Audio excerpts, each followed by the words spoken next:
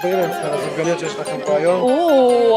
יש לנו את הסופגניות הפשוטות והטעימות הקלאסיות, ריבה והריקות כמובן, והוספנו איזה טוויסט עם ריבת חלב. יש לנו את הסופגניות המעוצבות הכי טעימות בעיר, בהתחייבות שהן הכי טעימות, טעמתי בכל העיר. יש לנו תות, אוריאו, לוטוס, בגלה, שוקולד ופיסטוק פטל, פגז. יש לנו דונצים בכל הטעמים, אננס, מסטיק, תות, דובדבן, גויאבה. שימו לב לטוויסט, מי שאוהב גויאבה, דונצים מלא, עוגיות, וניל, שוקולד. מוכרים פה עגלות ככה איך שהם, לוקחים אותם, את כל העגלה. אני מפריע לבוסדה. אני אומר, יש לנו את כל המגוון והכל, אבל אני מכוון דווקא לאלה. תראה להם את היצירת אומנות הזאת, תראה להם את היצירת אומנות. זה כבר נגמר. כל סופגניה פה מכל הלב, כל סופגניה פה מכל הכליות, אנחנו עושים פה הכל בשביל הכוחות שלנו.